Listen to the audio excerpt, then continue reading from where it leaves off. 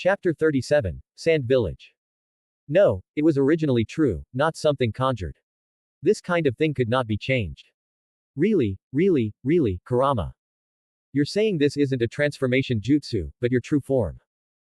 Kushina's eyes widened in shock as she took a step back, staring at him. That ridiculous, adorable, and oddly endearing appearance. Kurama just nodded. So, Kurama, are you a tailed beast or a human? Both. Kushina blinked. Tailed beast. Human. Combined, didn't that make him some kind of hybrid? Kurama smirked, amused by her train of thought. If you want to call me an hybrid, I won't argue. Only then did it fully hit Kushina. There was a man, no, a being, who had been living inside her all along. Memories flooded her mind. Every moment. Every time she had spoken aloud to herself, thinking no one could hear. Every time she had let her guard down, believing she was alone. And then. Bathing. Hot springs. Her face turned as red as her hair. Kurama, you haven't seen everything, right? Oh, I've seen it all. Kurama didn't even bother to deny it. Things I probably shouldn't have seen too. Kushina froze. Her entire body tensed before she started spinning in panicked circles, flustered beyond belief. Ah. This is so embarrassing. So embarrassing. The brash, tough-talking Kushina was gone, replaced by a mortified, shy girl. She had always been confident, but this was too much. What's there to be ashamed of? Kurama suddenly pulled her into his embrace. Kushina stiffened. His body was warm, firm, real. She could hear his heartbeat, slow and steady, against her ear. The rapid pounding of her own heart began to ease. Thank you, Kurama. That night, she slept soundly, curled up in the soft embrace of Nine-Tail's large, fluffy tail. A dream come true.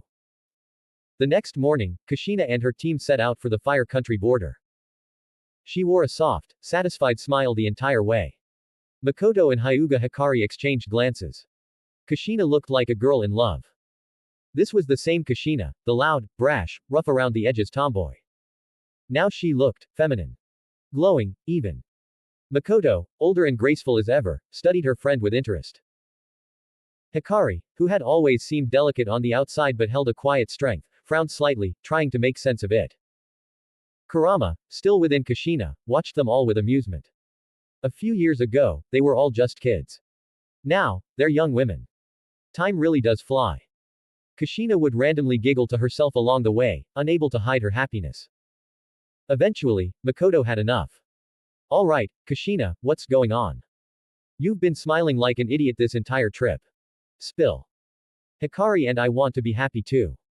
Kushina touched her stomach absent-mindedly. I'll tell you later. Mission comes first. Meanwhile, in the Hokage's office.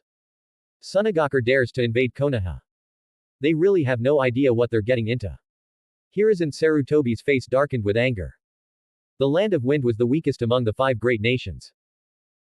Their home was a barren desert with scarce resources, nothing compared to the wealth and power of the Fire Country. And yet, the third Kazekage dared to provoke Konoha. During Konoha's weaker years, Hiruzen had been willing to make compromises. But now, he had no intention of backing down. Konoha was strong. And when it was strong, Sarutobi Hiruzen was not a man who tolerated disrespect. He knew how to use power when needed. If they want to test us, we'll give them an answer they won't forget. This time, he didn't send only Kushina's team. Multiple squads had been deployed, each with a specific mission. Some were there to eliminate enemy forces, while others were to launch direct strikes against Sunagakure. Sand Shinobi had been harassing the border for too long, and Hiruzen intended to settle the score. In the Second Great Ninja War, Sand had been crushed by Konoha. Their infamous poisons had been rendered useless by Tsunade. Their puppet masters had been slain, including one at the hands of Hitaki Tsukumo. This time, history would repeat itself. And Kushina's team was part of it. Kurama, of course, had his own reasons for going along. The one tail was in the land of wind. Another tailed beast, another piece of his fragmented kin. Upon reaching the border, Kushina and her team found nothing. The Sand Shinobi had already pulled back into the land of wind. But the remnants of their presence were everywhere, footprints, signs of makeshift camps, battle marks. Mikoto narrowed her eyes. They're luring us in. They want us to chase them onto their turf. What do we do? Hikari asked. Kushina hesitated for only a moment before grinning. Mikoto, Hikari, I have a bold idea. Kurama chuckled darkly in the back of her mind. Bold. More like reckless. I like it. Kushina's eyes gleamed. They think they're leading us into a trap. Let's turn the tables on them. At Sunagakur, a high-level meeting was underway. The third Kazekage sat at the head of the table, arms crossed. Konoha is bound to respond. They always do. We'll set a trap and ensure they don't make it back alive. Years had passed since their failure in the Second Great Ninja War. Sunagakur had rebuilt, prepared, and was now ready to strike again. Their goal. The Fire Country's rich lands and resources. And this time, they wouldn't hold back. Kushina and her team pushed through the harsh desert winds, their destination clear. As night fell, they took shelter inside a cave. The sandstorm outside howled, but within the cave, all was silent. Kurama, inside Kushina, suddenly grinned. I can sense him. Kushina blinked. Sense who? One Tail. That stupid Tanuki. He's here. Even sealed within his Jinchuriki, Shukaku's chakra was impossible to miss. Kurama's grin widened. I think it's time I paid a visit to an old friend. Plus. First bonus chapter 350 Power Stones. Second bonus chapter 700 Power Stones. Dear readers. Join Patreon for 100 advanced chapters. Web links. Check out other novels. Haikyuu, The Unstoppable Force. Marvel, I'm in Westview Town. 21 comments 0 vote. Chapter 38, Shukaku, bonus. First bonus chapter. 700 Power Stones for second bonus chapter. Asterisk. Stupid Tanuki, I'm here to see you. Thought Kurama. Kushina Uzumaki gave Mikoto Uchiha and Hikari a brief set of instructions. Wait here quietly. Don't alert anyone. As the captain and the strongest among them, Kushina took it upon herself to infiltrate Sunagakur alone and cause a distraction. Meanwhile, Mikoto and Hikari would handle things outside, ready for extraction if needed. Deep within Sunagakur, the one-tailed beast, Shukaku, was sealed inside a monk named Bunpuku. Isolated and shunned, Bunpuku was locked away, his existence reduced to nothing more than that of a prisoner. The shinobi of Sunagakur had long forgotten his real name. They only knew him as Jinchuriki. Every day, they brought him food, sometimes accompanied by cruel laughter, treating him as less than human. This was how Sunagakur treated its Jinchuriki. Hey, old man, you've done your best for the village, yet they've forgotten your name, Shukaku grumbled, his voice laced with resentment. Do you still want to put up with this? The massive beast had spent decades sealed within Bunpuku, and though it loathed humans, it had grown somewhat fond of this old monk. Bunpuku's unwavering patience and acceptance reminded Shukaku of the Sage of Six Paths himself. The one-tail had lived for centuries, had seen countless humans, but very few like Bunpuku. There were only a handful of people who truly understood the burden of sharing power. Restricting the Jinchuriki's freedom was no different from restricting the tailed beast itself, and that was something Shukaku could never stand. Shukaku, even if the others have forgotten my name, you still remember it, Bunpuku said, smiling gently. As long as that's true, I still exist in this world. That is enough for me. Bunpuku's voice carried the weight of decades of solitude, yet there was no anger, only quiet acceptance. It's a curse for both of us, he continued. For you to be sealed, for me to be a Jinchuriki. But let me bear my misfortune in peace. Perhaps one day, you will no longer be caged. As Bunpuku conversed with Shukaku inside his own body, Kushina, now fully under Kurama's control, arrived at the gates of the underground prison. Without hesitation, she slit the throat of the guard standing watch. The body fell silently to the ground. Hey, stupid raccoon, she called out, her voice dripping with amusement. You seem pretty comfortable being locked up. A voice thundered from within Bunpuku. Who the hell is disturbing my sleep? Shukaku's entire body tensed. That voice. No. It couldn't be. His entire being bristled in alarm. There was only one creature he had ever despised this much. Kurama. The stinking fox. Panic surged through Shukaku's mind. If Kurama had come all the way to Sunagakur, then. No. No, no, no. He couldn't let that damn fox see him like this. A shadow stepped into Bunpuku's cell. A beautiful young woman with striking red hair appeared before them, her chakra flaring ominously. Hey, it's just a little girl, Bunpuku scoffed, feigning indifference. What's the big deal? But he wasn't fooled. The moment he sensed her presence, he knew, she was a Jinchuriki, too. From within Kushina, a deep, taunting voice echoed through the room. Well, well. If it isn't the stupid civet cat, Kurama sneered. I never thought I'd see the day you'd be locked up like this. Shukaku snarled. HMPH. And you're one to talk. You're sealed too, you damn fox. Kurama let out a low chuckle. The same. Who do you think you're talking to? A surge of dark red chakra burst forth from Kushina's body, taking the form of a humanoid figure. Kurama materialized beside her, his golden eyes gleaming with amusement. Kurama, you're out. Kushina beamed, grabbing Kurama's arm in a way that made it clear she wasn't just his Jinchuriki, she was something more. In front of one tail, it felt like she was flaunting their bond. Shukaku's eyes widened in shock. 9 tails, was free. He shuddered. They were both tailed beasts, yet there was such a vast difference in their circumstances. Here he was, still sealed, still a prisoner. And Kurama could come and go as he pleased. It wasn't fair. Smelly fox, Shukaku spat, masking his envy with scorn. You hate humans more than anything, so why the hell do you look like one? Kurama's smirk widened. Shukaku, this is my true form. The one tail stiffened. Something was wrong. And yet, the being before him was different. His chakra, his aura, undeniably, it was 9 tails. But the way he carried himself, the presence he exuded, it was foreign. Shukaku swallowed hard. Had the damn fox been assimilated by humans? For the first time in centuries, fear flickered through Shukaku's mind. This was not the 9 tails he had known. What the hell happened to you? Bunpuku, who had been silent until now, suddenly smiled. Shukaku, he said softly. If you were like your friend here, perhaps you wouldn't have been sealed in the first place. Hey, old man. Don't start siding with him. Shukaku barked, bristling with indignation. But the moment of banter had passed. Kurama's expression darkened. It was time to get serious. Shukaku, he said, his voice carrying an air of authority. We tailed beasts need to rise up. Join me, become my strength. TCH. As if I'd ever. You don't have a choice. Before Shukaku could react, golden chains shot out from Kurama's body, piercing Bunpuku and ensnaring the one tail. The air crackled with energy as the chains tightened, completely binding Shukaku in place. Shukaku's eyes widened in panic. He struggled, but the chains held firm. The hell?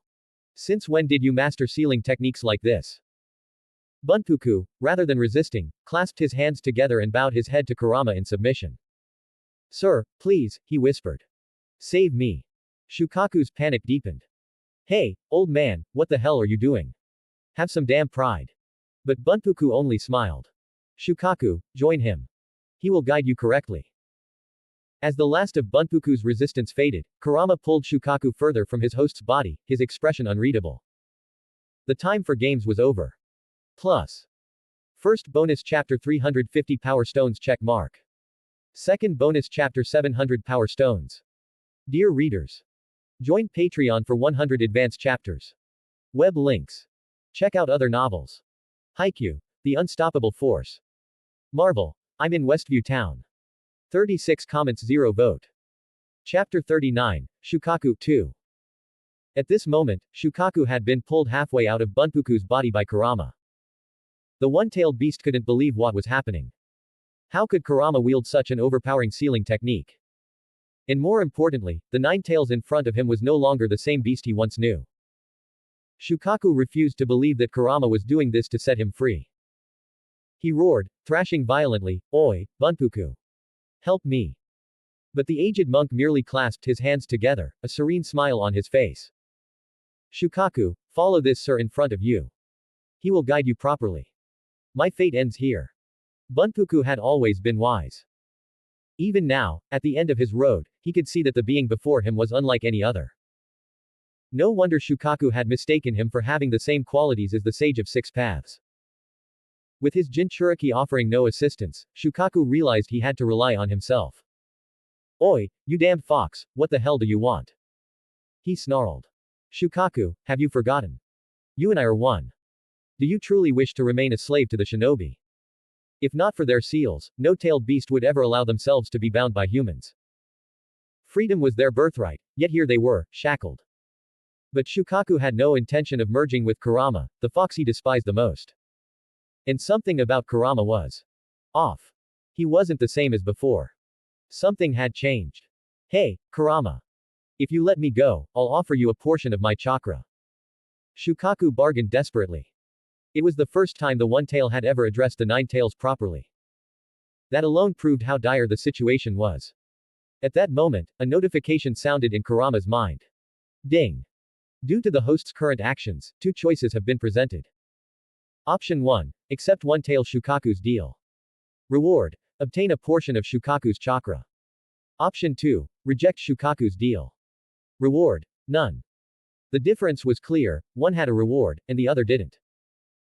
Under normal circumstances, Kurama might have been tempted to accept the first option, gaining part of Shukaku's power. But right now, it was unnecessary.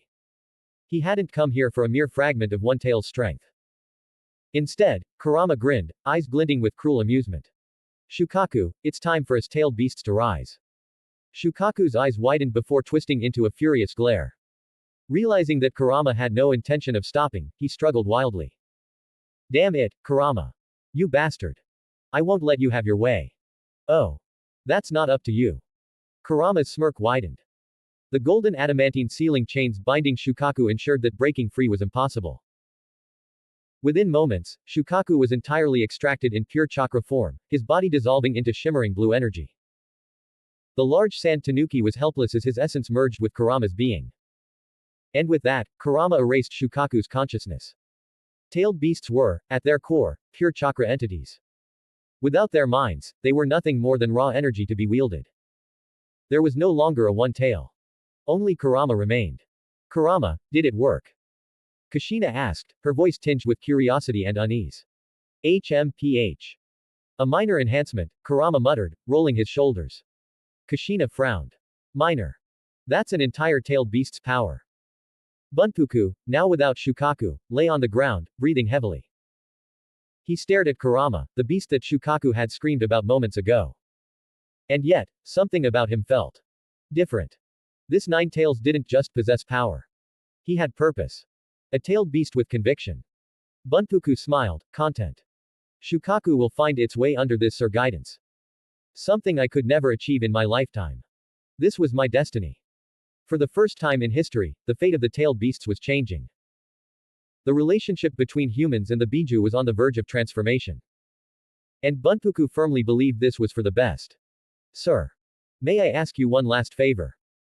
Bunpuku whispered, voice weak but steady. Kurama narrowed his eyes. Speak. Can you take me outside? To see the world one last time. Bunpuku had spent his entire life imprisoned, never once setting foot beyond the walls that confined him. The only voice that had ever spoken to him was Shukaku's. Now, at the end of his journey, he wanted to witness the outside world. Kushina turned to Kurama. Can we do it? Kurama sighed before ruffling Kushina's vibrant red hair. Fine. This old man isn't bad. And so, under the cover of night, they quietly slipped out of Sunagakure. The desert village lay silent beneath the star-speckled sky. The cool night breeze ruffled Bunpuku's robes as he gazed at the heavens. His lips curled into a peaceful smile. He had no regrets. The last thing he saw was the infinite stretch of the night sky. And then, he was gone. Back in Sunagakure, chaos erupted. A group of sand shinobi rushed into the Cage's chambers, their faces pale with panic. Cage-sama. We have a problem. The guards watching over the Jinchuriki were slaughtered, and Bunpuku is missing. The third Cage's eyes widened. What? Their village had only one tailed beast. If the other nations discovered that Sunagakure had lost its trump card, the balance of power would shift dangerously. It would make them a target. He gritted his teeth. Rasa. Move immediately. Yes, Lord Third. Moments later, a scouting team discovered Bunpuku's body in the outskirts of the village. The third Cage, Rasa, and several elite shinobi arrived at the scene. Bunpuku's corpse lay motionless, hands still folded in prayer, his expression one of absolute peace. This can't be happening. The Cage's voice was barely above a whisper. For a moment, the wind howled through the desert, eerily silent. Then, the third Cage's expression hardened. Search the entire village. We need to confirm whether an enemy took the tailed beast. Sunagakure was plunged into turmoil. If Bunpuku had simply escaped and died, One Tail would eventually reform. But if an enemy had stolen Shukaku, then this was a disaster. Outside Sunagakure, Kushina, Mikoto, and Hikari watched the village descend into chaos from a safe distance. Mikoto glanced at Kushina, intrigued. Kushina, what exactly did you do? You've got all of Sunagakure in an uproar. Kushina chuckled, leaning back smugly. Mikoto, if you think this is chaotic, just wait and see what happens next. As Sunagakure trembled in fear of an unseen enemy, the true mastermind behind the storm watched from the shadows, the smirk on his lips growing ever wider. Dash dash dash dash dash dash dash dash dash dash dash dash dash dash. First bonus chapter 350 Power Stones check mark. Second bonus chapter 700 Power Stones. Dear readers, join Patreon for 100 advanced chapters. Web links. Check out other novels. Haikyuu, The Unstoppable Force. Marvel, I'm in Westview Town. 24 comments 0 vote. Chapter 40, Shukaku absorbed bonus chapter. The Jinchuriki of the One Tail was dead, and Shukaku had vanished without a trace. No signs of the beast remained within Sunagakure. The next day, within the confines of the Sand Village, the Council of High-ranking Shinobi convened. The third Kazekage sat at the head of the table, his piercing gaze sweeping over the gathered figures, Rasa, Chio, and Ebizo. The air in the war chamber was thick with tension, their expressions grim. The death of the Jinchuriki, Bunpuku, had been completely concealed from the outside world. The village could not afford to let this information leak. At least, not immediately. The loss of a tailed beast was an event that could shake the balance of power between the great nations. And Sunagakure, already struggling in political conflicts, could not afford further instability. Still, history had proven that the use of tailed beasts in war was a rarity.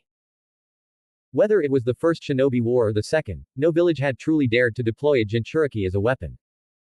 None had mastered complete control over their beast. Unleashing a tailed beast in battle was reckless, a double-edged sword that would cut down both friend and foe alike. No village was willing to take such a risk, sacrificing hundreds of their own in exchange for enemy casualties.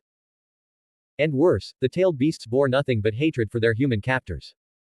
If unleashed, their wrath was indiscriminate.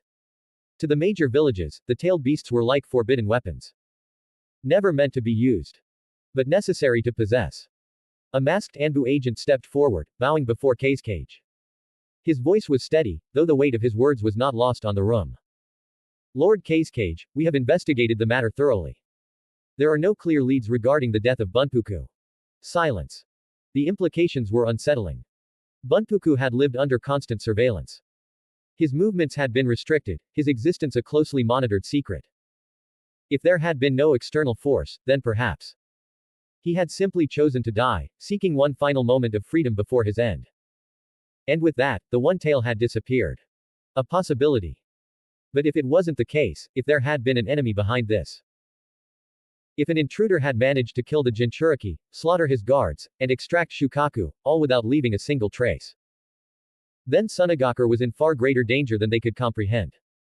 If it was an enemy, one of the council members muttered darkly, 99% chance it was Konoha.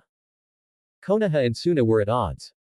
Their shinobi had clashed multiple times. But there was a problem with that assumption. Sunagakure's elite forces had searched through the night, combing every inch of land, and found no trace of an enemy presence.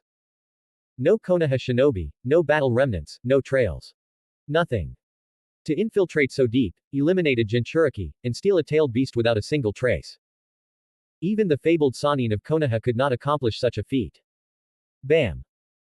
The third Kazekage slammed his fist against the table, his iron grip twisting the wood beneath his fingers. His expression darkened, teeth clenched in frustration. Damn it! Has this turned into a ghost story? The most powerful military weapon of Sunagakure was gone, and they had no answers. If this leaked, their village would become a laughingstock among the other great nations. This mystery would not leave these walls. As far as the world was concerned, the one-tailed Jinchuriki still existed. The meeting was declared classified. The disappearance of Shukaku would remain a state secret, locked within the annals of Sunagakure's shadowed history. And yet, the irony of fate would soon reveal itself. For the third Kazekage himself would soon become another unsolved mystery in Suna's dark history. With the rise of Sasori, the truth behind his fate would eventually be unraveled. A Sand Anbu agent suddenly stepped forward, bowing before the cage. Lord Cage, we have received an urgent report from the battlefield. Speak. We have eliminated over half of Konoha's shinobi forces that entered the Land of Wind.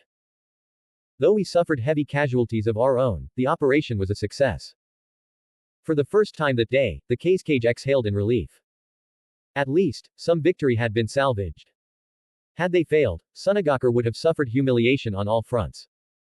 Their strategy had worked. This time, it was the Hokage who had underestimated them. Konoha's forces had been lured into Sunagakure's trap, their shinobi cut down before they could mount an effective counterattack. The third Hokage had overstepped, believing that he could strike at Suna without repercussions. Instead, he was the one who had been humbled. And yet, even as Suna claimed this minor victory, there was no room for celebration. The loss of the One Tail was far more devastating than any small battlefield triumph. All of Sunagakure was on high alert. The iron sand in the cage's grip crumbled to dust between his fingers. The war council adjourned. Far from the tense walls of the cage's chambers, an old woman sat in the quiet solitude of her home. Chiyo. Awaiting her return was her grandson. Sasori was only 10, yet his skill with puppetry already exceeded expectations. He had crafted two of his finest creations, a pair of human-like puppets modeled after his own mother and father. Chiyo's gaze softened. Such talent. A child with a promising future in Sunagakure. As she traced the delicate craftsmanship of the puppets, her mind wandered to bitter memories. Her hands clenched, her grief igniting into anger. The white fang of Konoha. The man who had taken her son from her. A deep, simmering hatred burned in her chest. She would bring her son back. No matter the cost. Sasori turned, his youthful voice cutting through the silence. Grandmother, something happened in the village today, didn't it? Chiyo looked down at him, forcing a gentle smile onto her face. Nothing to worry about, child. The third cage is the strongest. He will protect Sunagakure. Sasori's gaze lingered. The strongest cage. He murmured. Meanwhile, three figures moved swiftly through the trees, their mission complete. Kushina Uzumaki team were making their return to the Land of Fire. Their objective had been clear, eliminate Suna's forces at the border. And they had done so. Mikoto glanced at Kushina, curiosity sparking in her dark eyes. Hey, Kushina, stop being so smug and tell us what you did last night. You stirred up a hell of a storm in Suna. Kushina grinned, her crimson hair catching the moonlight. Well. She chuckled, that's because their Jinchuriki is dead.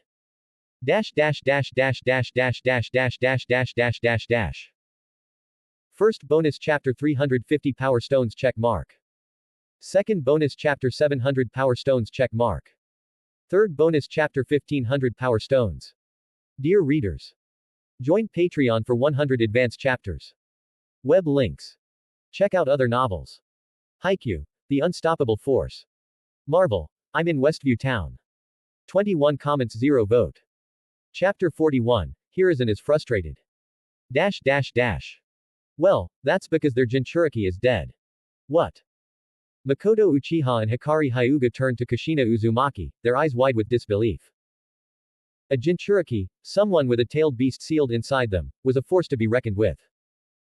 They possessed power beyond ordinary shinobi, often feared and respected on the battlefield. And yet, Kushina had just admitted to taking down the Sand Village's Jinchuriki. Did that mean she was stronger than they had realized? Stronger than them? Even as friends and comrades, there was always an unspoken rivalry between them. No one wanted to be left behind. Mikoto narrowed her eyes. Kushina, are you saying you were the one who killed the Sand's Jinchuriki? Kushina let out a small chuckle and shook her head. Nah, not really. I only took out his guards. The Jinchuriki was already an old man. The moment he stepped outside and saw the world again, he laughed himself to death. Hikari blinked. You're kidding, right? Kushina stretched her arms behind her head, feigning nonchalance. Not at all. Poor guy had been locked up for decades. Guess seeing the outside world was just too much for him. Mikoto and Hikari exchanged glances. It sounded ridiculous, but when it came to Jinchuriki, nothing was ever simple. Their existence was nothing like that of an ordinary shinobi. No wonder the Sand is so on edge, Mikoto muttered. Yeah. Makes sense.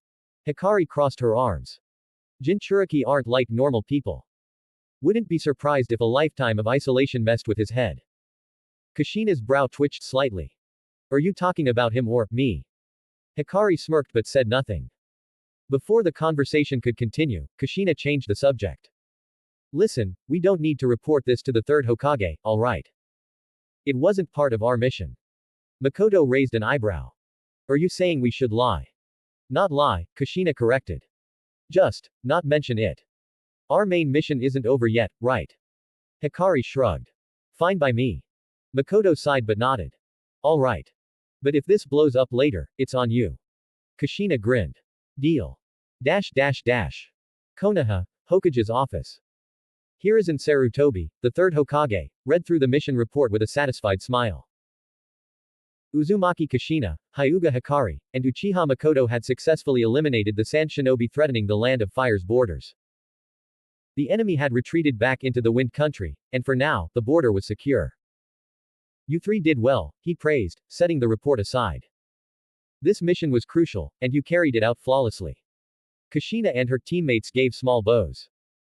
The third Hokage took a long puff from his pipe, watching Kushina closely. She was the Nine-Tails Jinchuriki, but more than that, she was growing into a capable kunoichi. This was good. He had always believed in instilling the will of fire into the younger generation, and Kushina's loyalty to Konoha seemed firm. As they left, Hiruzen leaned back in his chair, exhaling smoke. Then, a knock at the door. Hokage-sama, urgent news from the front. Hiruzen's expression darkened. Enter. A messenger rushed in, face pale. The mission to attack the Sand Village's outpost, it failed. Hiruzen's pipe slipped from his lips. What? The messenger handed over a casualty report.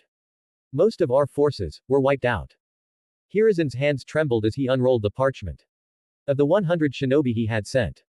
*60 chunin. *10 jonin. *30 reconnaissance and support personnel. Only *35 had returned. Among them. *23 chunin. *4 jonin. *8 from the support and recon teams. Even the logistics team, usually the first to retreat, had been nearly obliterated. The Sand's counterattack had been brutal. Hiruzen clenched the report in his fist, his heart heavy with anger and regret. He had personally authorized this operation, believing it would weaken the Sand before they could launch a full-scale war. Instead, Konoha had suffered a humiliating defeat. Damn it, he muttered, throwing the crumpled paper into the trash. Did they set a trap for us?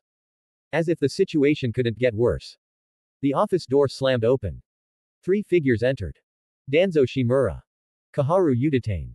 Homura Mitokado. The moment Hiruzen saw them, his irritation grew.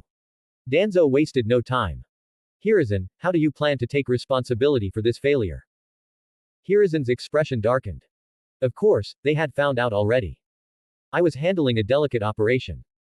There was no time for consultation, he replied curtly. Homura scoffed. That's not how we do things, Hiruzen. You may be Hokage, but this village isn't yours alone to command. Danzo smirked. Exactly. You should have consulted us. Hiruzen exhaled sharply. He knew where this was going.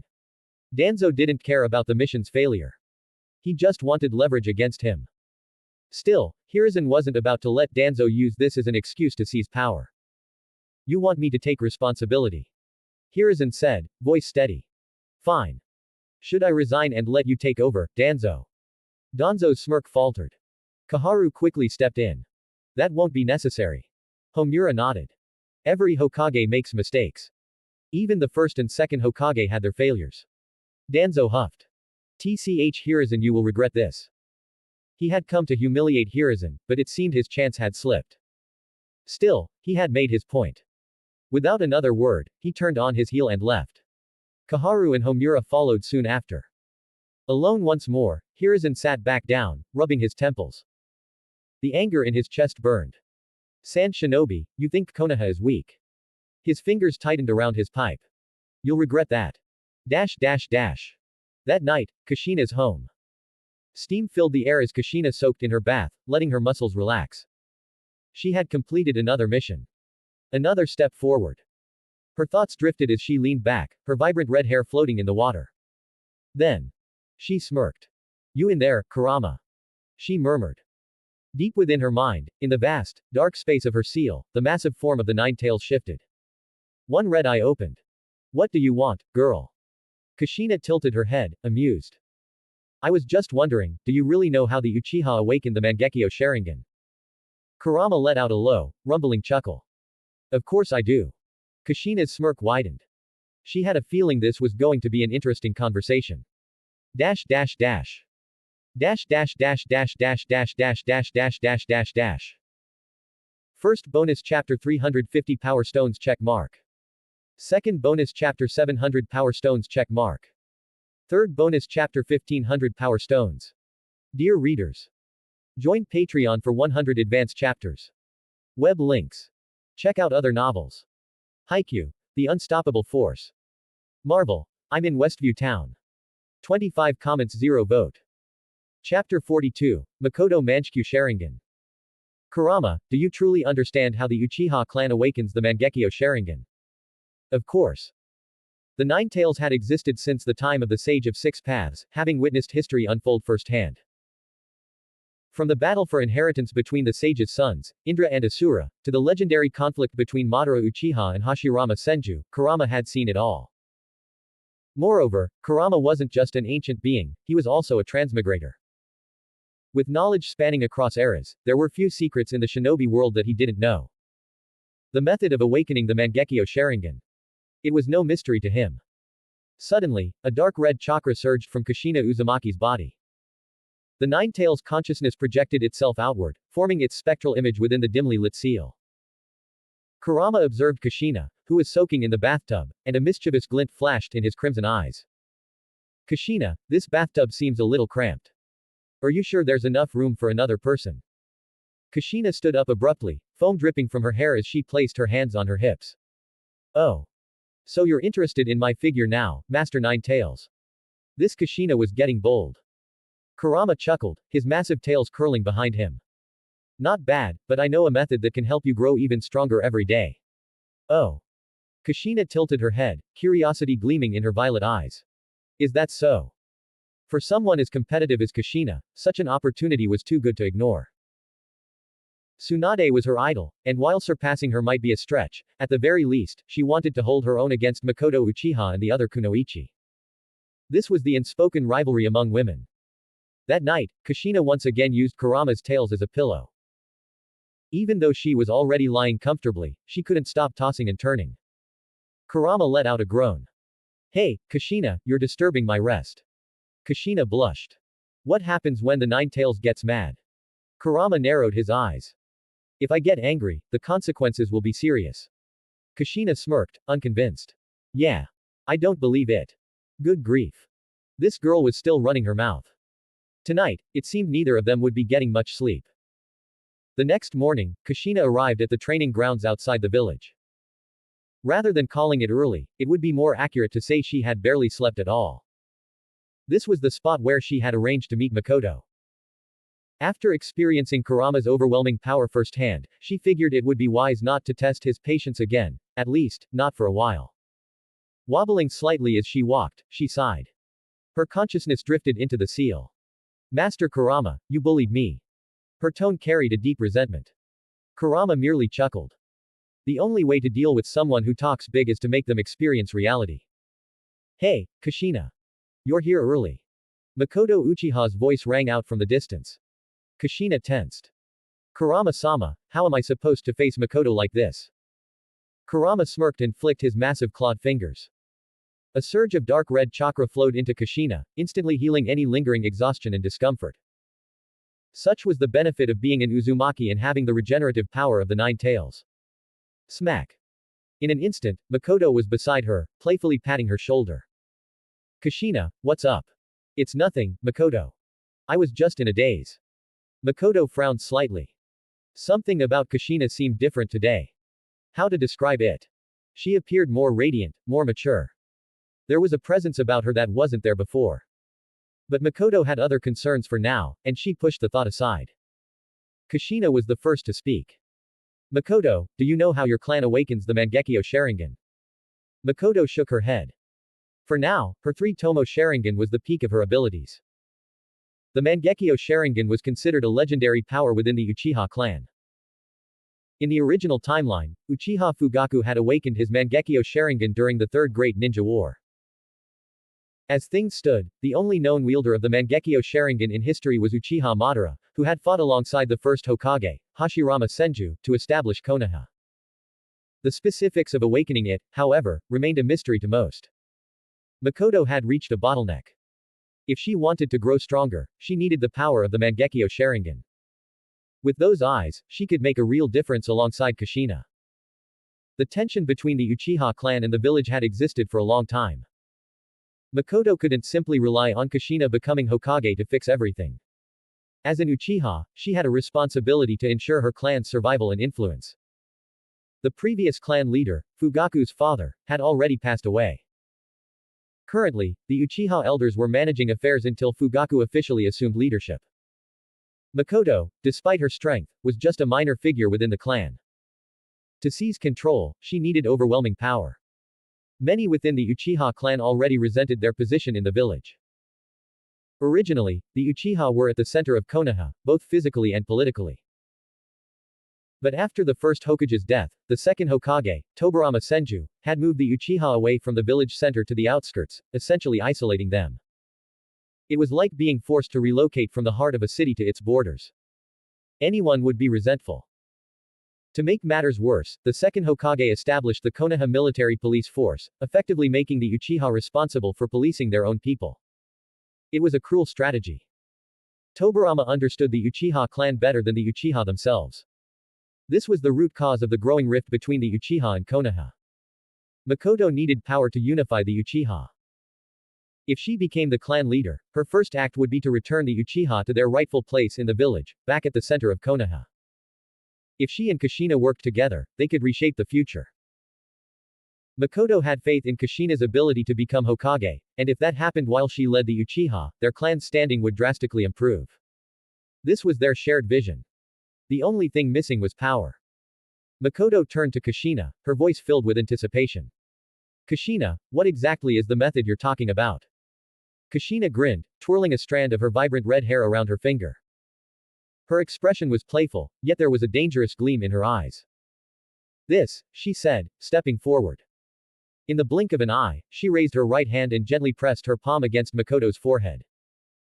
The Uchiha woman gasped as a surge of dark red chakra surged into her body. It was time to change everything. Dash dash dash. Dash dash dash dash dash dash dash dash dash dash dash dash. First bonus chapter 350 Power Stones check mark. Second bonus chapter 700 Power Stones check mark. Third bonus chapter 1500 Power Stones. Dear readers, join Patreon for 100 advanced chapters. Web links. Check out other novels. Haikyuu, The Unstoppable Force. Marvel, I'm in Westview Town. 30 comments 0 vote. Chapter 43, Itachi Uchiha. Kushina placed the palm of her right hand on Mikoto's forehead. In an instant, Mikoto closed her eyes. This was the memory sealing jutsu, a powerful fuinjutsu designed to delve into the depths of one's soul. Kushina asked softly, Kurama, is this all right? Yeah. Leave the rest to me, the fox rumbled in response. This was the deep spiritual and subconscious world of Uchiha Mikoto. When Mikoto opened her eyes, darkness stretched endlessly around her. She found herself leaning against a small tree, a familiar but unsettling scene. Looking around, she saw no trace of Kushina. Strange. Where did Kushina go? Is this some sort of genjutsu? Thinking this, Mikoto immediately activated her Sharingan. Whether ninjutsu, taijutsu, or genjutsu, her Sharingan could see through them all. Yet, even with her fully developed 3-tomo Sharingan, she found no trace of an illusion. She pinched her cheek. It hurt. Damn it, Kushina. Did you seriously ditch me here? Mikoto clearly remembered coming to her friend to learn more about the Mangekyo Sharingan. The full moon shone brilliantly in the sky, casting an eerie glow over the surroundings. Since Kushina wasn't here, she decided to return to the Uchiha compound. But as soon as she arrived, something felt wrong. The entire compound was unnervingly silent. Not a single window glowed with candlelight, and the streets were deserted. That's strange. Did everyone go to sleep early tonight? A figure crouched atop a telephone pole caught Mikoto's eye. Under the moonlight, his silhouette cast an enormous shadow over the clan's homes. Who is that? Mikoto squinted, her Sharingan whirling slightly. Just as she was about to call out, the figure vanished in an instant. She clicked her tongue. TCH. That's just weird. Were they trying to look cool or were they just taking a dump up there? Suddenly, a blood-curdling scream pierced through the silence from deep within the compound. The air reeked of blood. A cold dread crept up Mikoto's spine. Without hesitation, she sprinted toward the sound. When she arrived, her breath hitched in horror. A man wielding a katana, his Sharingan glowing crimson, was ruthlessly cutting down their clansmen. Each strike was precise. A single slash, and the target crumpled lifelessly to the ground. His movements were cold, methodical, efficient. Stop! Mikoto roared, immediately forming the hand seals for a fire release, Great Fireball Jutsu. The roaring flames engulfed the killer, but when the fire dispersed, he remained untouched. Instead, the nearby homes burned, flames licking hungrily at the wooden structures. What the hell is going on? Mikoto was utterly confused. This wasn't an illusion. The stench of blood, the corpses, the anguished cries. Everything was real. Itachi, why are you doing this? An anguished voice rang out from a dying Uchiha. Mikoto's eyes widened. Itachi. The killer turned his head slightly, his expression unreadable. Uchiha Itachi. A shinobi prodigy, a name whispered with admiration and respect. And now, uttered with fear and hatred. You bastard.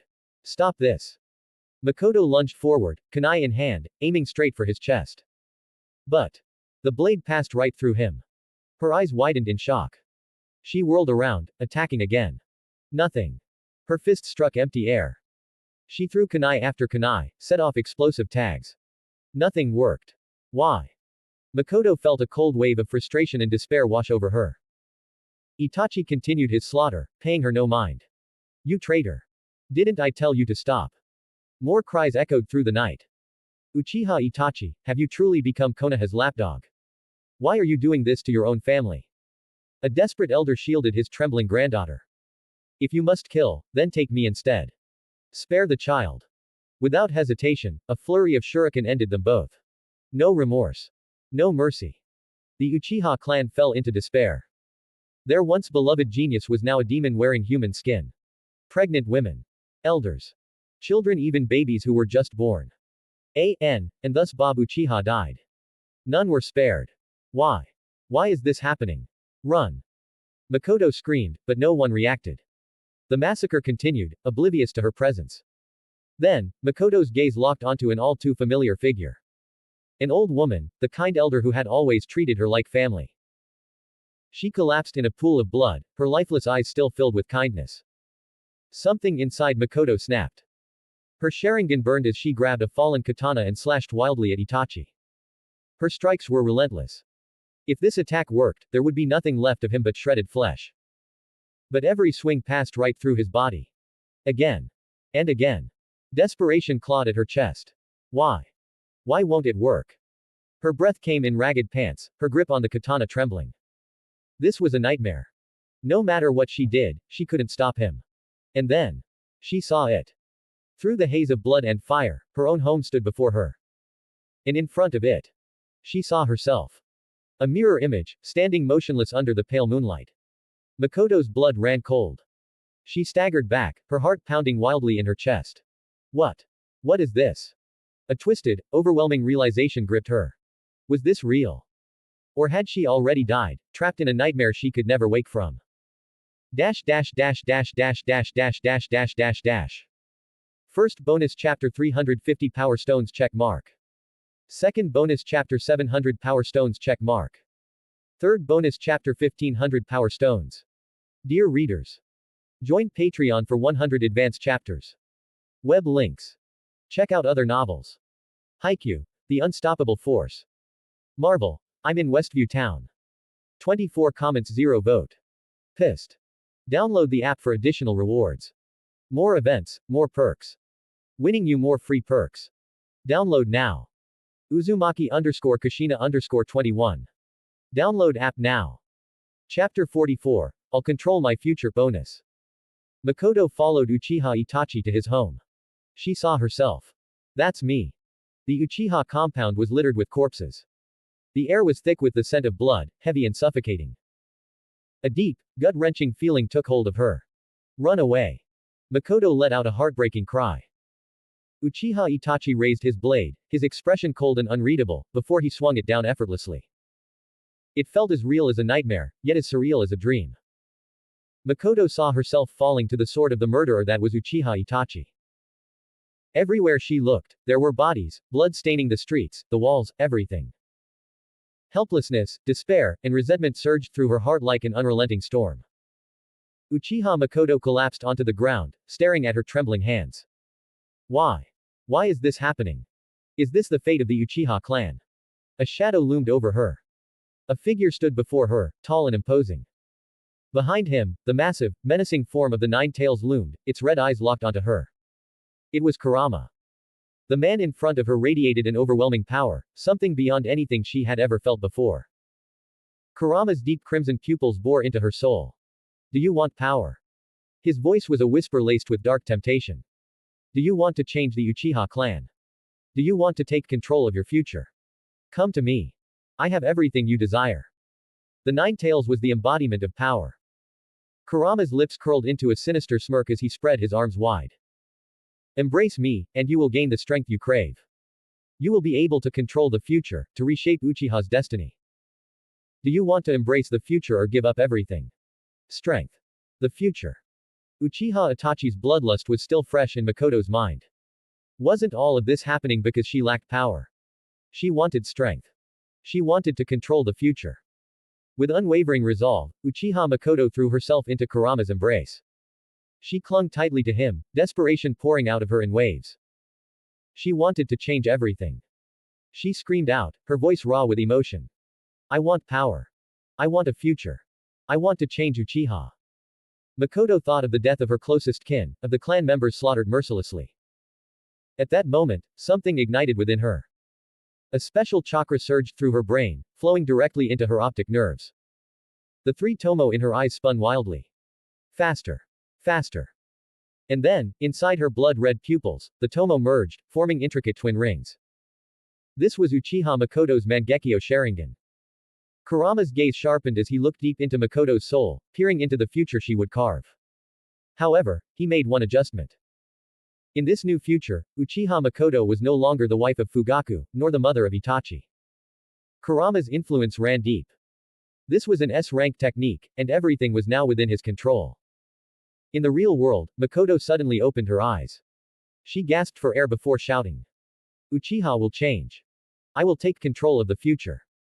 The sheer intensity of her chakra forced Kushina back several steps. Mikoto. Mikoto, are you okay?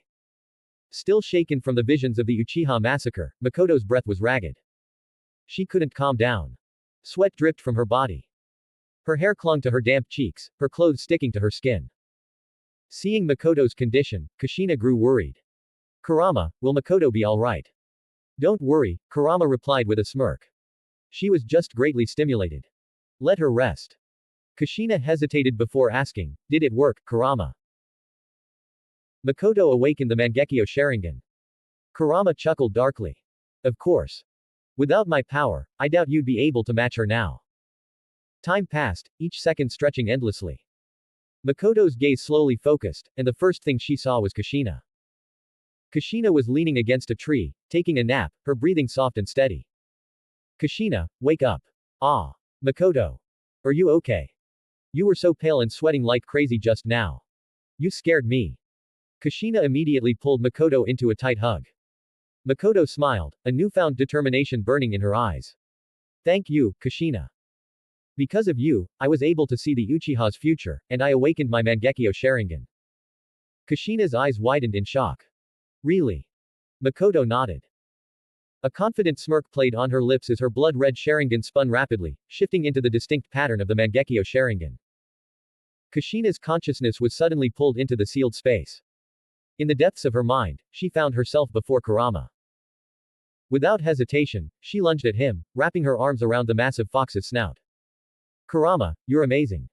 You really helped Mikoto awaken the Mangekyo Sharingan. Kushina knew how much Mikoto had longed for this power. And now, she had finally obtained it. Kurama scoffed. Hey, Kushina, get off me already. Go see what her Mangekyo can do. Nope. As a thank you, I'm hugging you a little longer. Kushina clung to him stubbornly, grinning like a child. Kurama growled, exasperated. Really? If you keep acting like this, the other half of me is going to get annoyed. Hearing that, Kushina immediately let go, rubbing the back of her head awkwardly. Aha, haha, okay, okay. I'm going back now. Kurama smirked. He had found the perfect way to deal with Kushina's antics. Outside, Mikoto tapped Kushina's cheek, pulling her back to reality. Kushina, why were you spacing out? Kushina blinked before shaking her head. No, nothing. Mikoto, is the Mangekyo Sharingan really that strong? The wind carried fallen leaves across the ground as Mikoto's confident smile deepened. I'm still getting used to its abilities. Kushina, I want you to punch me. Punch you. Kushina stared in confusion. Mikoto nodded. Yes, with everything you've got. Still puzzled, Kushina shrugged and threw a half-hearted punch. Her fist barely grazed Mikoto's cheek. Mikoto sighed in frustration, though amusement flickered in her eyes. Kushina, that wasn't a punch. That was a tap. She locked eyes with her friend, her gaze filled with steel-like determination. I need you to come at me like I'm your enemy. Hit me with your full strength. Dash dash dash dash dash dash dash dash dash dash. First bonus chapter 350 Power Stones check mark. Second bonus chapter 700 Power Stones check mark. Third bonus chapter 1500 Power Stones check mark. Dear readers, join Patreon for 100 advanced chapters. Web links. Check out other novels. Haikyuu, The Unstoppable Force. Marvel, I'm in Westview Town. 21 comments 0 vote. Chapter 45, Mangekyou Techniques, Divine Reversion and Void Serverance. The Awakening of Mikoto's Mangekyo Sharingan. If that's what you want, Mikoto, then don't blame me for what happens next. Uzumaki Kushina narrowed her sharp eyes at her best friend, Uchiha Mikoto. If Mikoto wanted her to go all out, then she wouldn't hold back. After all, Kushina had trained under Senju Tsunade herself, her fists carried monstrous strength capable of leveling mountains. Taking a deep breath, Kushina clenched her fist tightly. Her chakra flared, sending a strong gust of wind around her. Then, boom. Her punch connected directly with Mikoto's face. The impact distorted Mikoto's elegant features as her head snapped to the side. The force sent her flying backward, her body crashing through several massive trees before slamming into a boulder. The rock shattered, creating a crater upon impact. Blood spurted from Mikoto's lips as she collapsed against the ruined stone. Kushina's eyes widened in alarm. Mikoto. Are you okay? Kushina dashed forward and crouched beside her. Let me use medical ninjutsu. But before her hand could glow with healing chakra. Hey, Kushina, I'm perfectly fine. A voice sounded behind her. Kushina's breath hitched as her body tensed. She slowly turned around. The Mikoto she had just struck vanished into thin air. The real Mikoto stood behind her, completely unharmed. Her Sharingan spun ominously, a smirk on her lips. Inside Kushina's mind, the Nine Tails, Kurama, narrowed his crimson eyes. I see. So that's how it works. Kushina stepped back, her fist still clenched. Mikoto, what the hell was that? I know I hit you, there's no way you dodged it. Mikoto chuckled. You're right, Kushina. You did hit me. But. She tapped the temple of her left eye. This is the power of my Mangekyo Sharingan, *** Divine Reversion. Kushina stared at her in disbelief. Mikoto's left Mangekyo Sharingan had a unique ring-like pattern, curving inward like two spirals intertwining.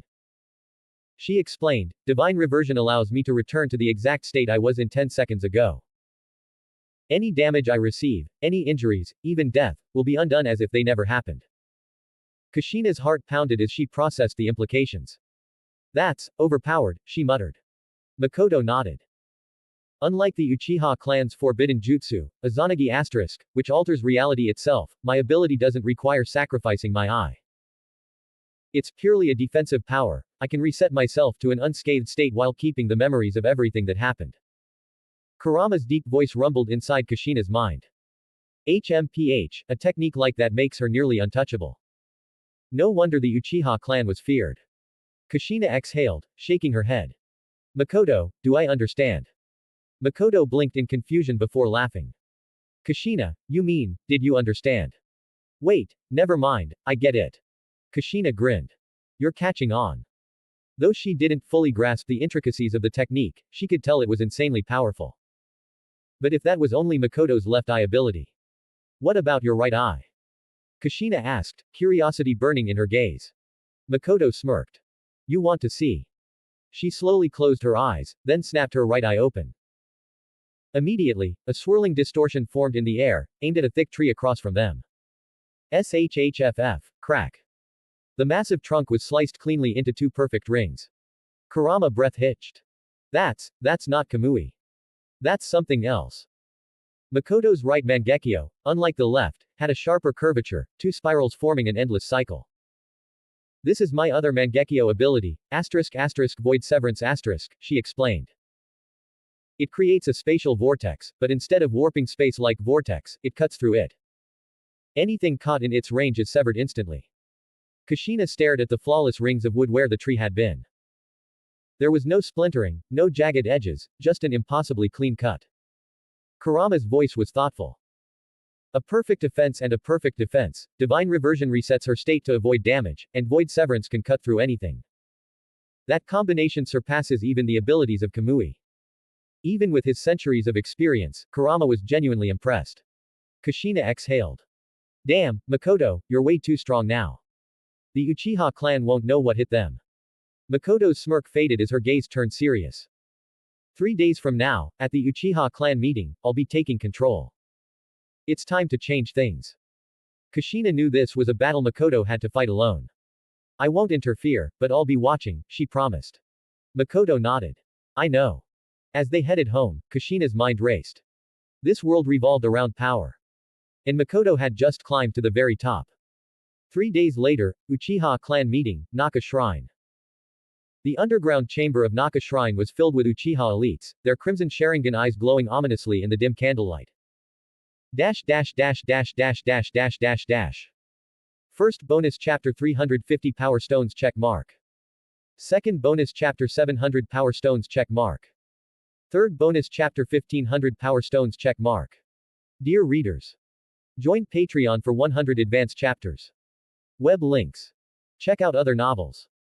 Haikyuu, The Unstoppable Force. Marvel, I'm in Westview Town. 25 comments 0 vote.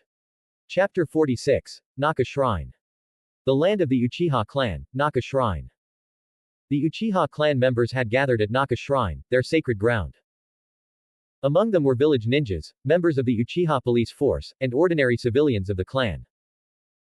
Currently, the Uchiha clan was overseen by 3 elders, Uchiha Tenzo, Uchiha Ryu, and Uchiha Shisui.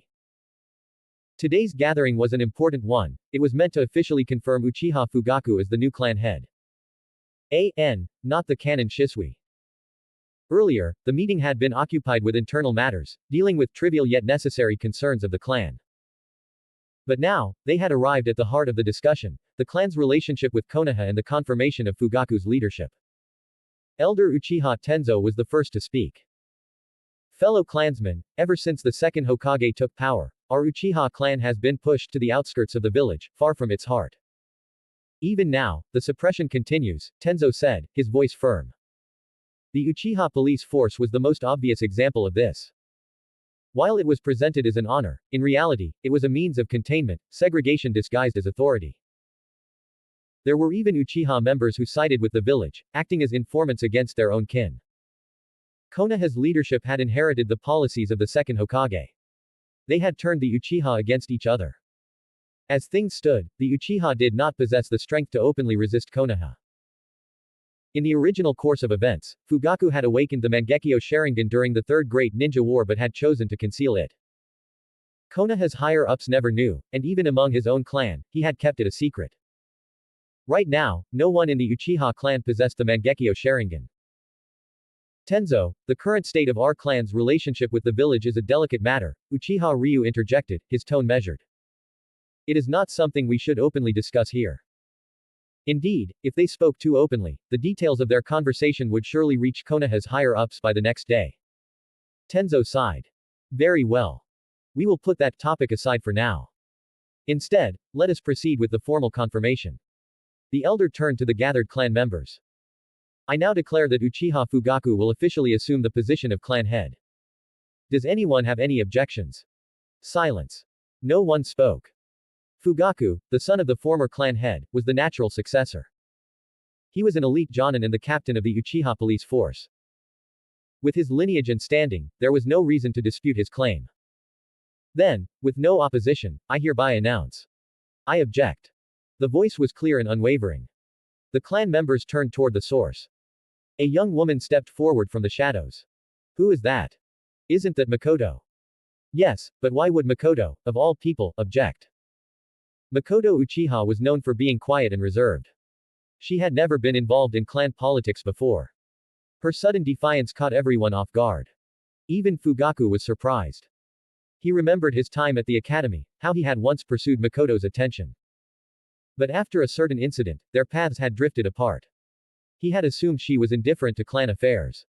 Why is she doing this now? Elder Tenzo narrowed his eyes. Uchiha Mikoto, what is your objection? Mikoto's gaze was cold as she pointed directly at Fugaku. He is not fit to lead the Uchiha clan, she declared. A hushed murmur spread through the crowd. Fugaku lacks the strength required to protect our clan, and he does not have the vision to guide us forward. If he takes the position of clan head, he will lead us to ruin. The entire hall fell into stunned silence. Even the elders, Tenzo, Ryu, and Shisui, were momentarily at a loss for words. Fugaku studied Mikoto. Something about her seemed different. The woman standing before him was not the same Mikoto he had once known. She carried herself with an aura of authority, her presence alone enough to make the air feel heavy. Elder Shisui, a staunch supporter of Fugaku, scowled. And what do you propose instead? That a woman leads the Uchiha. His voice was filled with disdain. Mikoto's sharp gaze flicked toward him, and for the first time in his life, Shisui felt a chill run down his spine. He could not meet her eyes. What kind of presence is this? Mikoto's eyes scanned the gathered clan members. Her stare was cold and unwavering, her confidence absolute. Fugaku, I told you, you are not worthy. A suffocating tension filled the room. No one dared to speak. Mikoto was satisfied with the reaction. The elders remained silent, watching intently. Finally, Mikoto continued, her voice resolute. Since the days of the second Hokage, our clan has been treated as an outcast. We were exiled to the outskirts of the village, treated with suspicion and fear. But I, Uchiha Mikoto, will change that. She took a step forward, her presence pressing down on those around her. I will lead our clan to greatness. Under my leadership, the Uchiha will hold true power within Konoha. We will no longer be cast aside. We will take our rightful place. Some among the gathered clansmen stirred. Her words were daring.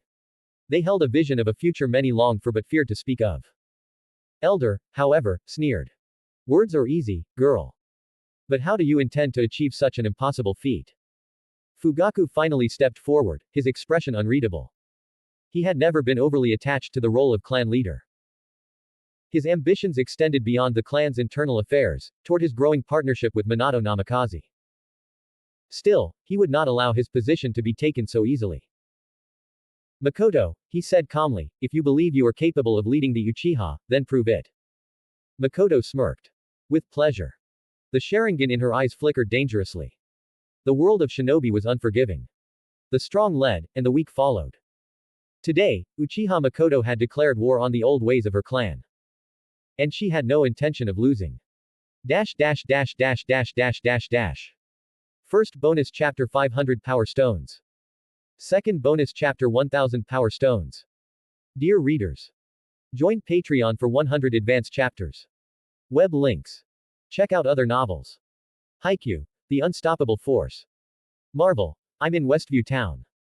29 comments 0 vote. Chapter 47, Strength. Kurama and Uzumaki Kushina secretly observed everything unfolding within the Uchiha compound. Seeing Mikoto's commanding presence, Kushina clenched her fists in excitement. Wow, Kurama, did you see that? Mikoto is incredible. Uchiha Mikoto could handle both the responsibilities of leadership and the battlefield with equal prowess. Her personality was vastly different from Kushina's. Within the Uchiha clan, Fugaku Uchiha listened as Mikoto declared that power was proof of one's worth. He couldn't help but chuckle. He had long since mastered the three-tomo Sharingan, his skills far beyond those of most in the clan. Though he had never fought Mikoto directly, his experience at the academy and on missions made it clear, he was superior in every aspect. Or so he thought. He was about to learn that time changes everything. Kaiten, Gokaku no Jutsu. Fugaku unleashed the Uchiha clan's signature Great Fireball technique. A massive sphere of fire roared towards Mikoto, threatening to consume everything in its path. But just as it reached her, the fireball twisted unnaturally and vanished into a spiraling distortion. The flames faded into nothingness. What is this? Fugaku's eyes widened in shock. He had expected her to dodge or counter with another jutsu.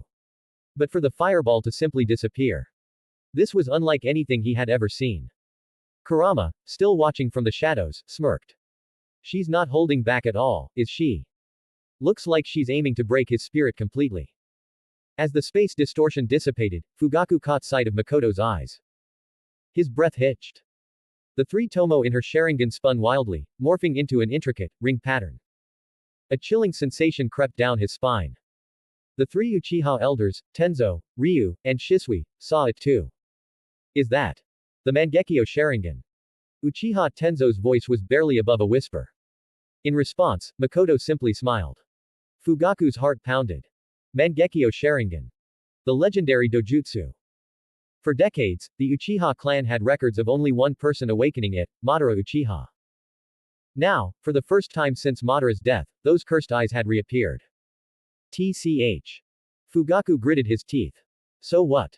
I don't care about Mangekyo Sharingan. He wasn't going to lose. If ninjutsu was ineffective, then he would rely on pure speed and taijutsu. With a burst of chakra, he vanished from sight, reappearing in front of Mikoto in an instant. His fist shot forward, aiming straight for her abdomen. Before anyone could react, Fugaku's body was suddenly hurled backward. He slammed into the stone wall of the compound with a sickening crunch, blood spilling from his mouth. The moment his fist had neared Mikoto, an invisible force had repelled him violently.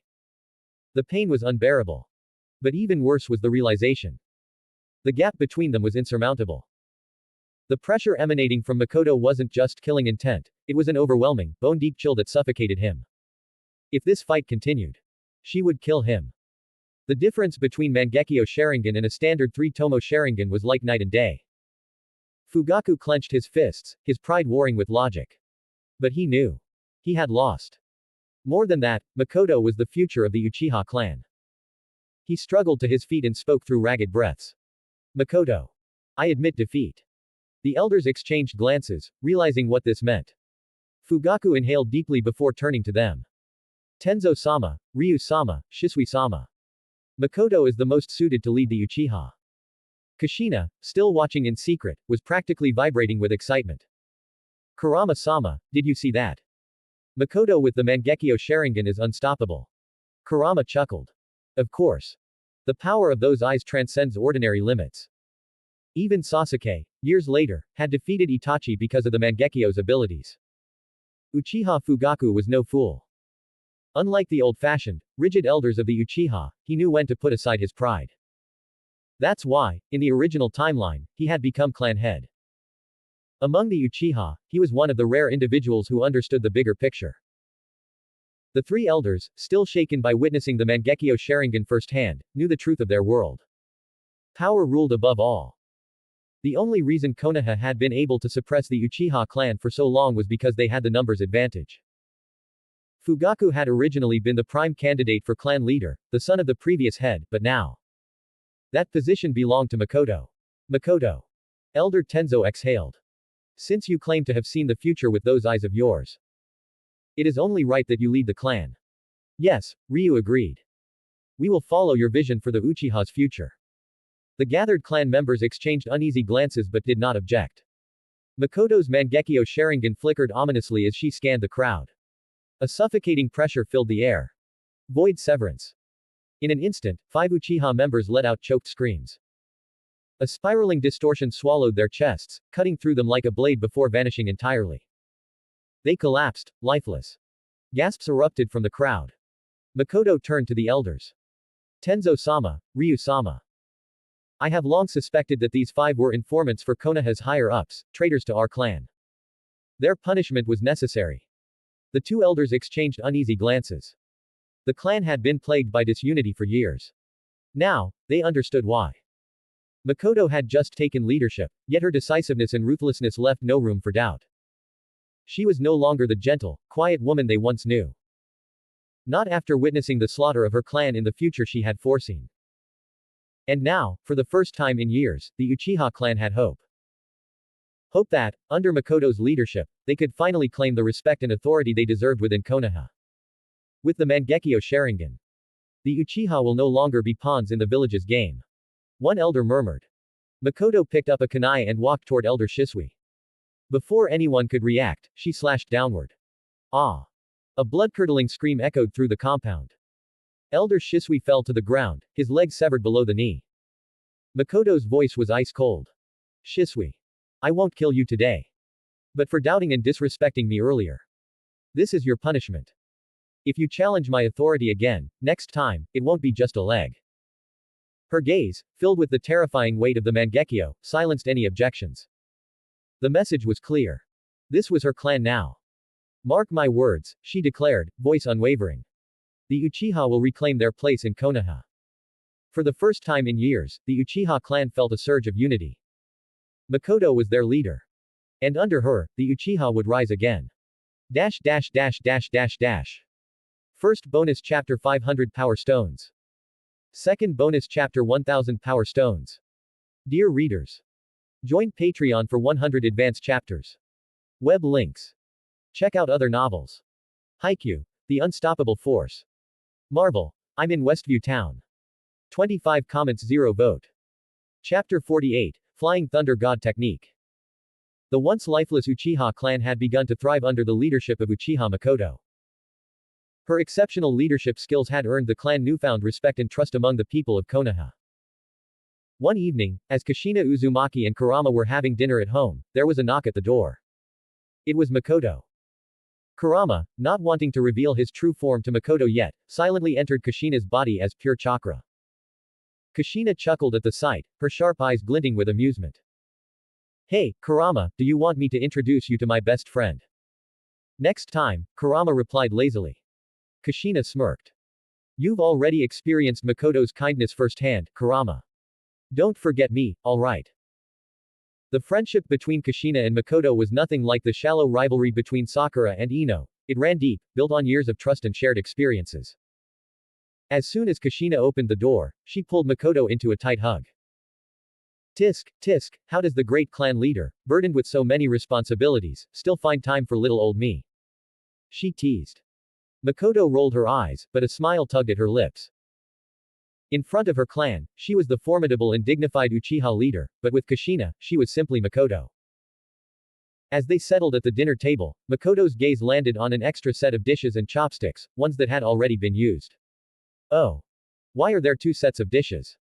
She asked, raising an eyebrow. Kushina's heart skipped a beat. She had forgotten to clear the evidence Kurama had been eating just moments ago. Kurama, hidden inside her, smirked. He was eager to see how Kushina would talk her way out of this one. Mikoto's sharp eyes glimmered with mischief as she leaned forward. Kushina, you're not secretly hiding a man in here, are you? What? Ha ha ha. Of course not. Kushina laughed awkwardly, her cheeks flushing red. Mikoto had only been joking, but in a way, she was absolutely right. Kushina was, indeed, harboring someone, but not in the way she suspected. Oh, Tsunade-sama was here earlier. Kushina quickly lied. Mikoto gave her a knowing smirk. Oh, I see. The way you blushed, I almost thought it was true. She let the subject drop, sparing her best friend from further embarrassment. Just as they began eating, another knock echoed at the door. Who is it this time? Kushina grumbled, standing up to open the door. Standing outside was Namikaze Minato. Oh, Mikoto-san, you're here too. Kushina, the third Hokage has summoned us, Minato greeted warmly.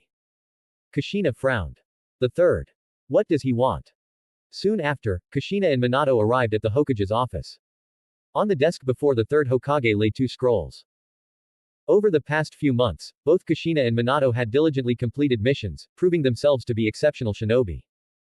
Their skills and dedication had surpassed many others in their Hokage. One was the student of Jiraiya. The other, the apprentice of Tsunade. Now, both had officially attained the rank of Jonin.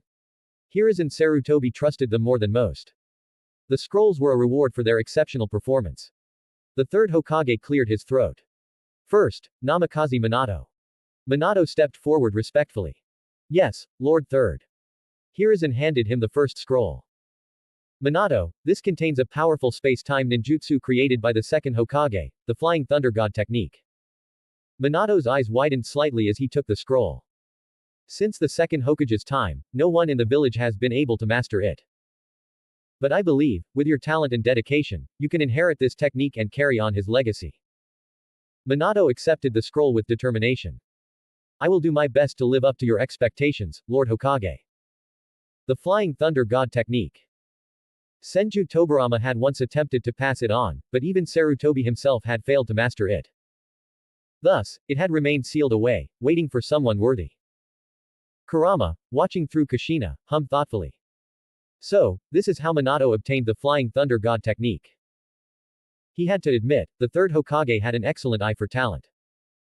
Minato had both the skills and the right political standing. He was a disciple of Jiraiya and worked tirelessly for the village. A perfect candidate. Is the Flying Thunder God technique hard to learn? Kushina asked Kurama internally. It was created by the second Hokage, and no one else has mastered it since. What do you think? Kurama replied with amusement. Oh, that sounds rough. Kushina pouted. Next, the third Hokage turned his attention to her. Kushina, this scroll is for you. Kushina took the scroll and opened it. Inside was an A-rank technique, the multi-shadow clone jutsu. Hiruzen had chosen techniques based on their strengths. The Flying Thunder God required precise chakra control and strategic thinking, perfect for Minato. But for Kushina, she had immense chakra reserves, thanks to her Uzumaki heritage. A technique that consumed large amounts of chakra would be ideal for her. This jutsu had been originally developed by the first Hokage and was a perfect fit for her abilities. She grinned. Hey, this one's just my style. Minato and Kushina left the Hokage's office, both eager to begin training with their new techniques. Minato unfurled his scroll, his sharp blue eyes scanning the contents. Flying Thunder God technique. Difficulty, S rank. Description. A teleportation ninjutsu that allows the user to instantly move to a pre-marked location, regardless of distance. Usage. The technique can be used by leaving a seal on objects, weapons, or even living beings. Minato's mind raced as he took it all in. So this was it, the legendary jutsu of the second Hokage. The path ahead would be difficult, but he was ready. Kushina leaned over, peeking at his scroll. Minato, how hard do you think it'll be to learn the Flying Thunder God? Minato chuckled. Hard enough. But that's never stopped me before. She smirked. Hey. Well, I hope you're ready for a lot of sleepless nights. Minato laughed. Right back at you, Kushina. Don't underestimate the multi-shadow clone jutsu, it can be deadly in the right hands.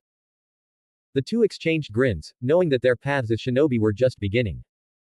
And with that, their journey toward mastering their new techniques had begun. Dash dash dash dash dash dash. First bonus chapter 500 Power Stones. Second bonus chapter 1000 Power Stones. Dear readers, join Patreon for 100 advanced chapters. Web links.